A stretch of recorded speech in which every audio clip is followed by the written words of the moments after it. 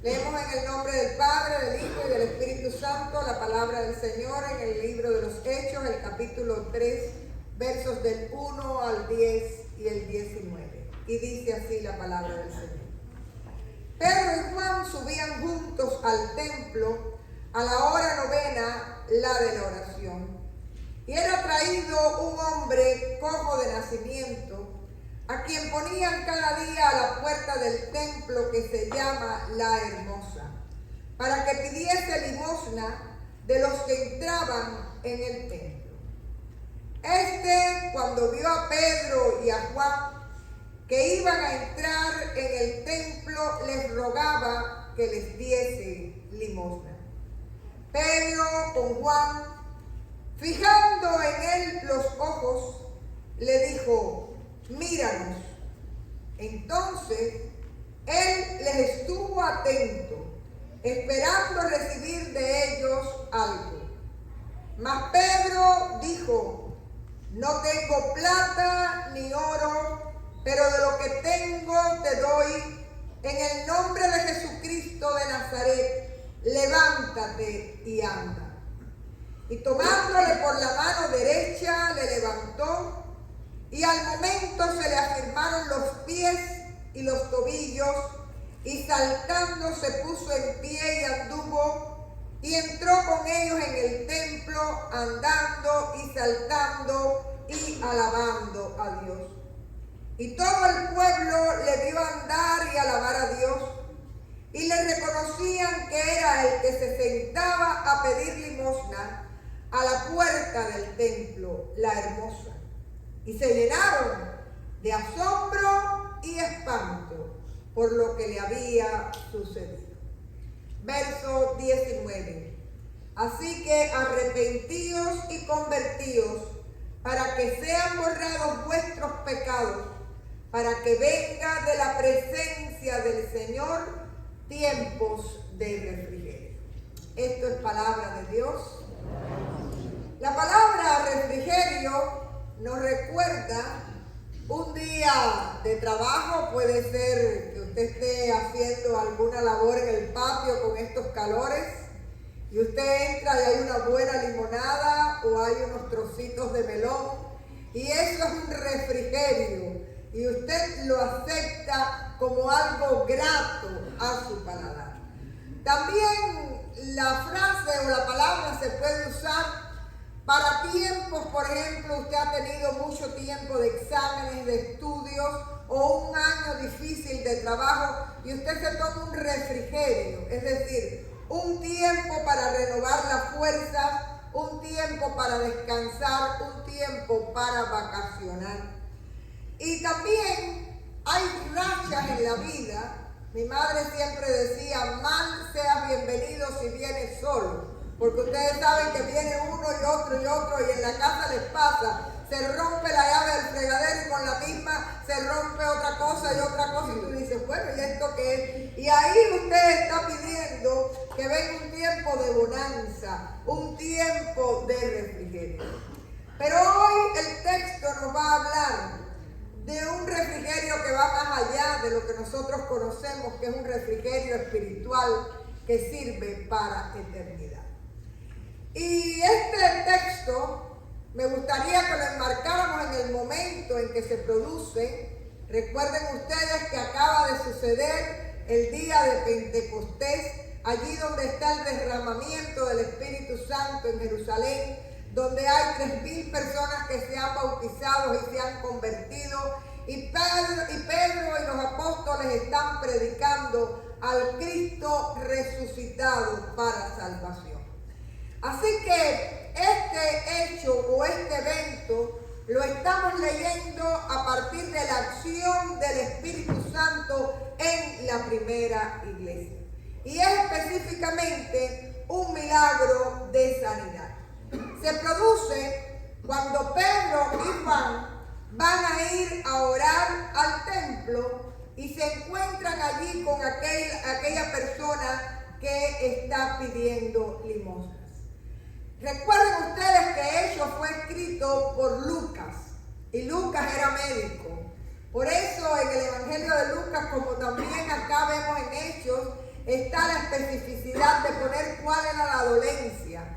Y nos habla de que esta persona era un cojo de nacimiento, al cual traían todos los días para pedir limosnas a la puerta llamada Hermosa.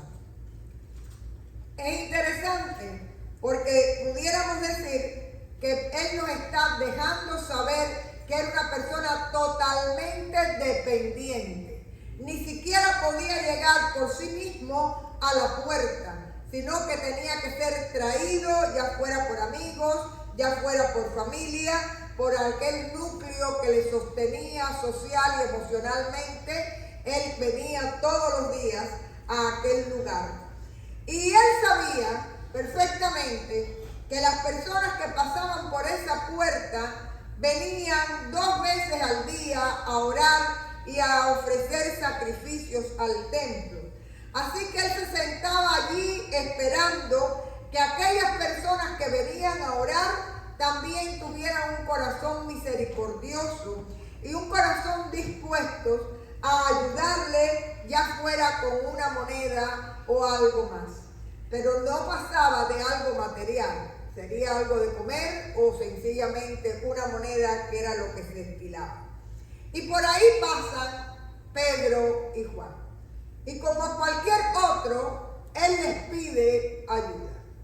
Me gustaría solo en segundo plano destacar algo que estamos viendo aquí característico de la iglesia primitiva. Si nos damos cuenta, ya se había recibido el Espíritu Santo y ya se predicaba a Jesucristo como Salvador.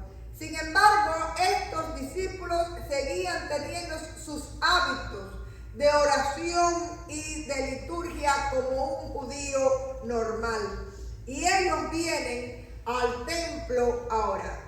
No sabemos cuán conscientes estarían ellos de que realmente la iglesia de Jesucristo se iba a ir transformando y que en algún momento iba a haber una separación de la sinagoga con la iglesia.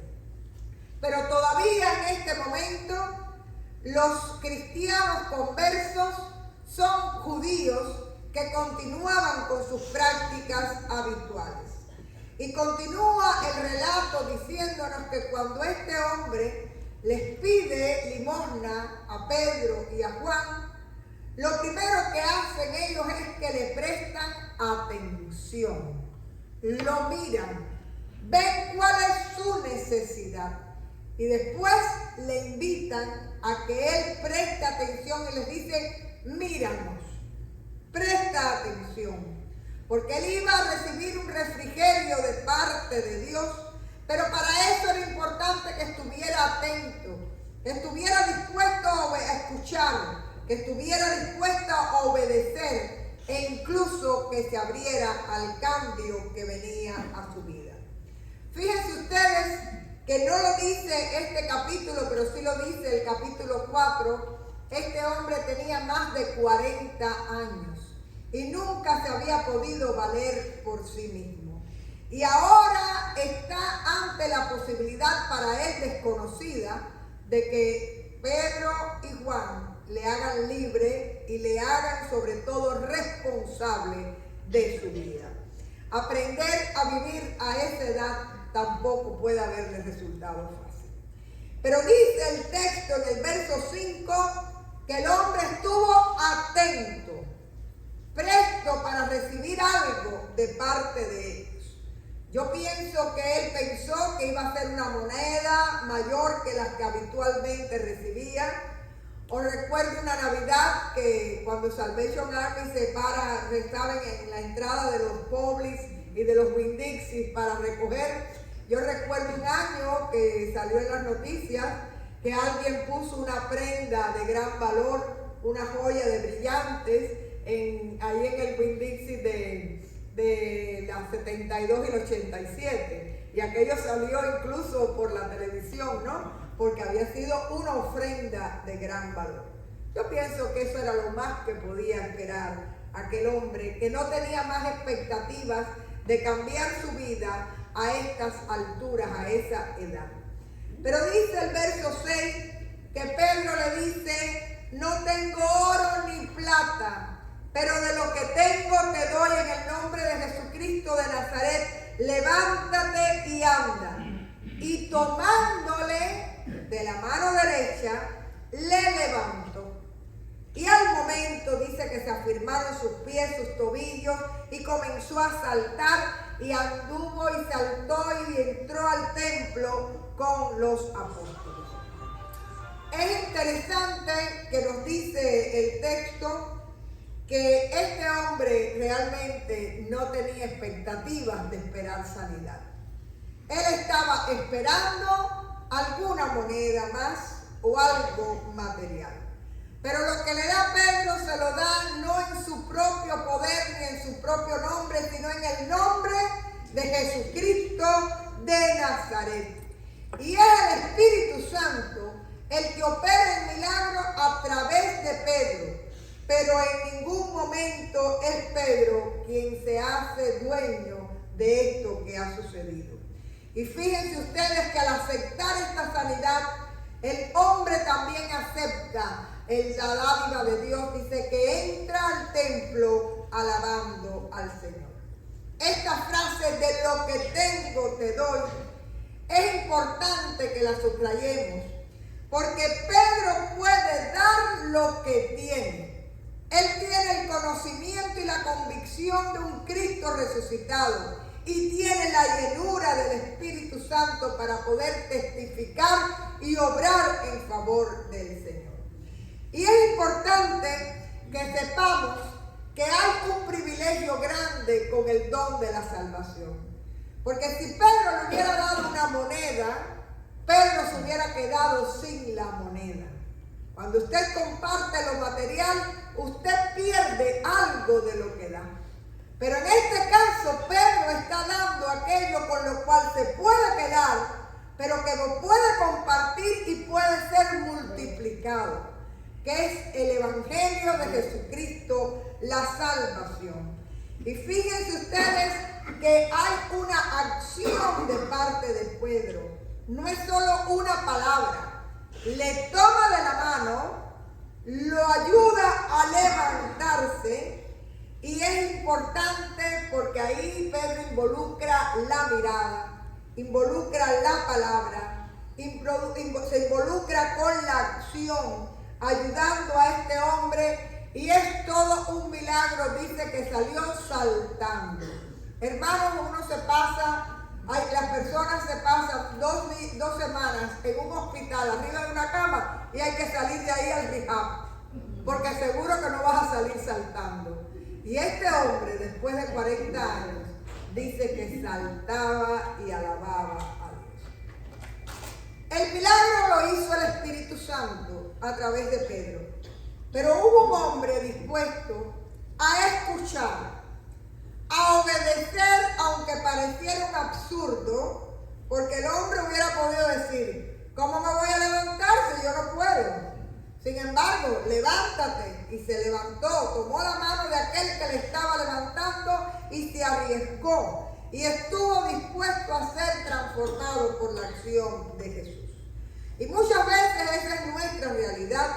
Esperamos y pedimos del Señor y pedimos según nuestros límites humanos y nuestras expectativas pequeñas, sin darnos cuenta que Dios puede respondernos sorprendiéndonos, dándonos mucho más de lo que nosotros esperamos y dándonos ese refrigerio, ese tiempo de refrigerio que solo viene de Él. Pero que para eso usted tiene que estar dispuesto a prestar atención, a escuchar, a obedecer y a dejarse transformar por el Señor.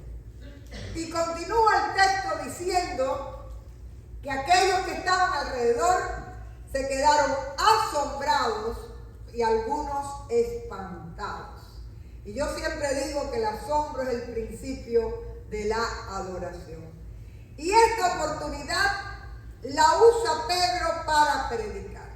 Y aunque no hemos leído todo el capítulo, me gustaría detenernos en algunos rasgos de esta predicación que Pedro va a tener para esa gente que han sido testigos de este acto de sanidad. Lo primero que quiero subrayar es el tema del testimonio. ¿Cuál era el propósito de la sanidad? ¿Era un fin en sí mismo para que el cojo caminara? No, definitivamente. La obra la hizo Dios para dar testimonio de su poder para aquellos que estaban allí presentes. Y es lo que usa Pedro para proclamar al Cristo resucitado y presentar el Evangelio y la buena noticia de la salvación. Esta sanidad no tenía razón de ser si no se convertía en una ocasión para que el nombre de Jesucristo fuera glorificado, porque fue una sanidad hecha en el nombre de Jesucristo de Nazaret. Anda, fue la palabra que usó Pedro.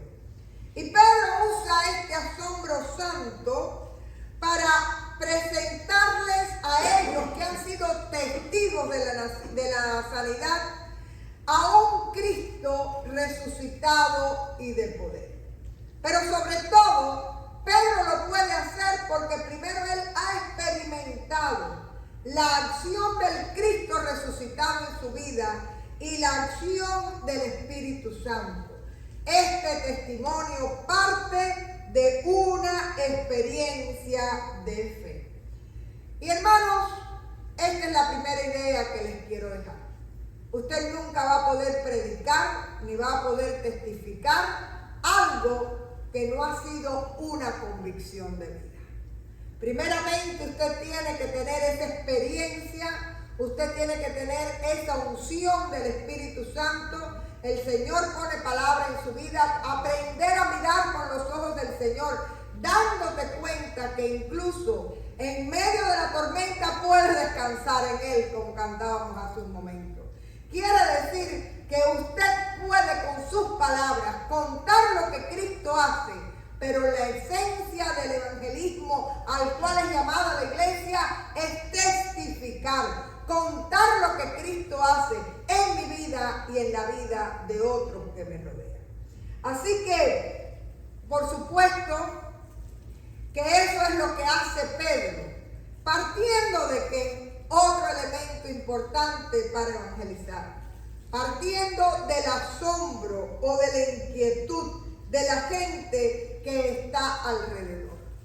Hay personas que insisten en evangelizar y no hay y es sencillamente hasta a veces molesto. Yo admiro mucho la perseverancia de los testigos de Jehová, porque ellos te tocan a la puerta aunque saben que tú le vas a trancar la puerta, ¿no? La mayoría de la gente no le abren ahora que ya se ve perfectamente quién está tocando. Pero es una evangelización que no parte del interés de la persona, ni parte del asombro de la persona. Y si hay algo que a mí me gustaría que ustedes subrayaran, es que para hablar de Jesucristo y para hablar de lo que Cristo ha hecho en tu vida, siempre tienes que pedirle al Espíritu Santo que te dé un enlace, una conexión, un punto de interés, algo de atención. Y en este caso, Pedro le comienza a hablar a los judíos que han visto el testimonio a partir de su asombro, pero también a partir de su fe. Si ustedes leen la predicación, se van a dar cuenta que Pedro hace alusión a lo que es la esperanza del pueblo judío, lo que el pueblo judío espera, las promesas y sobre todo a su herencia como descendientes de Abraham. Así que en este sentido, Pedro logra captar la atención de su público y comienza a presentar algo nuevo partiendo de lo conocido.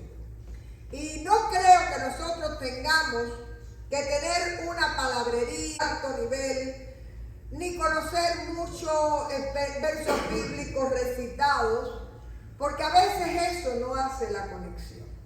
Por ejemplo, yo recuerdo una persona que una vez alguien que no era de fe le dijo, pero ¿qué es eso que tú tienes? ¿Qué cosa es eso de la fe?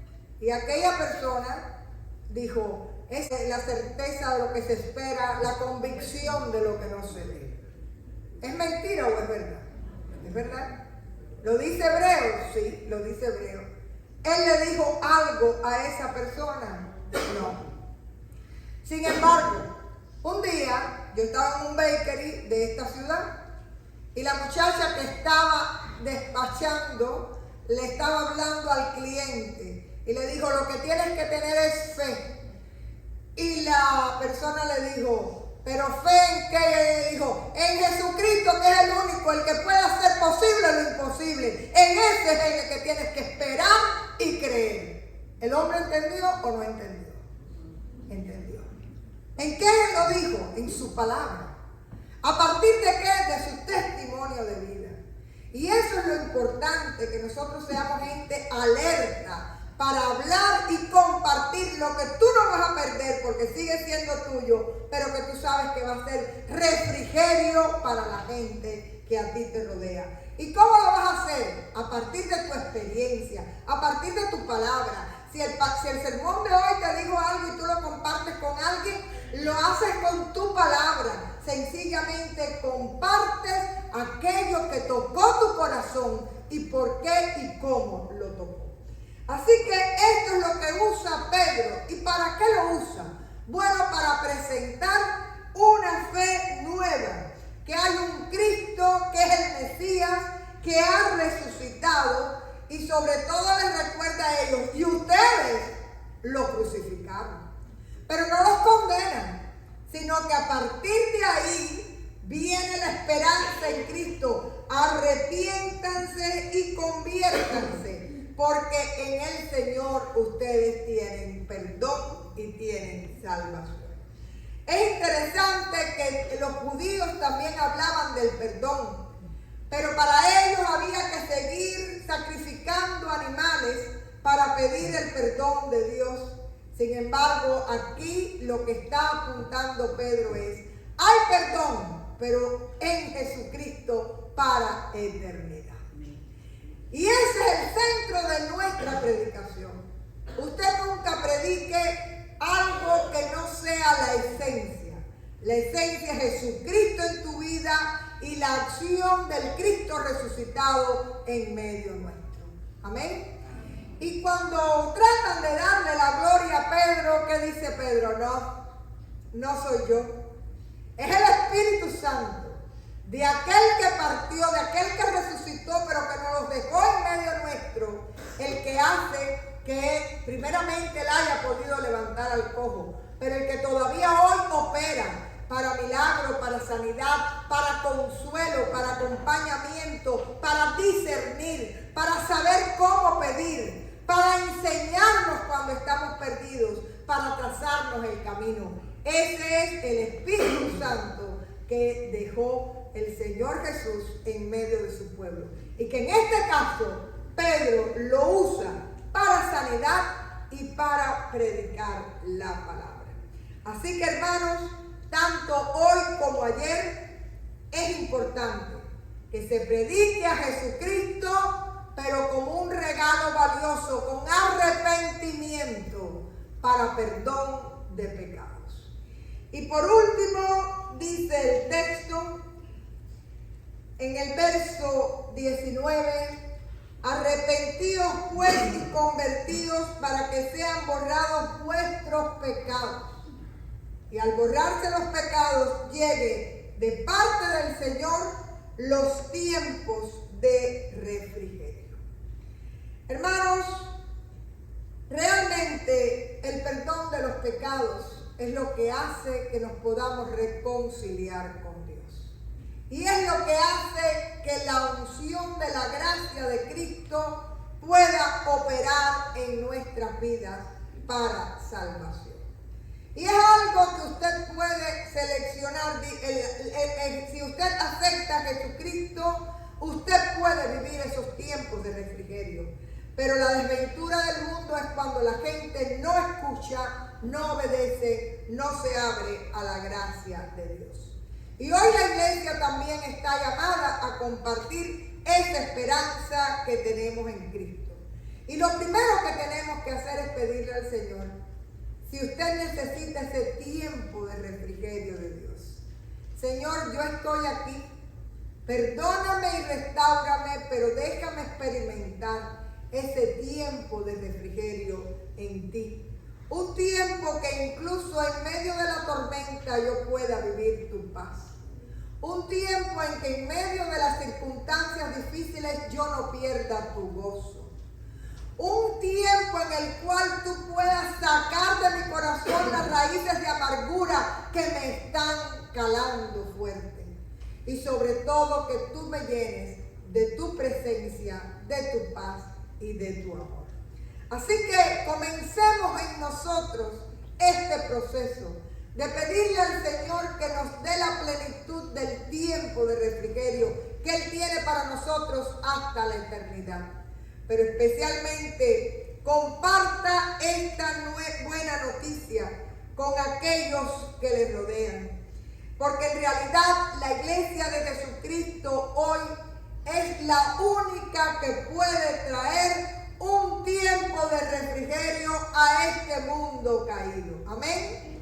Somos nosotros los únicos que tenemos algo diferente y bueno que ofrecer. Y para eso les recuerdo cómo empezamos testificando de lo que Dios ha hecho en nuestra vida, tratando de mirar lo que nos rodea, de conectar con la necesidad de la gente, de partir de su inquietud y de su necesidad. Y sobre todo dejándonos usar por el Espíritu Santo, quien pone la palabra adecuada en nuestra boca y sobre todo la motivación precisa en nuestro corazón. Para que la gente se convierta, para que la gente se arrepienta, para que la gente sepa que todavía incluso hoy el Señor opera sanidad y hace milagros en medio de su pueblo de diferentes maneras y en diferentes formas. Y nosotros podamos, a través del Espíritu Santo, ser usados para ser canales de bendición, trayendo tiempo de refrigerio del Señor a su pueblo. Dios nos ayude en este empeño y que el Espíritu Santo nos capacite para ser testigos fieles, proclamando a un Cristo vivo en el poder del Espíritu Santo. Vamos.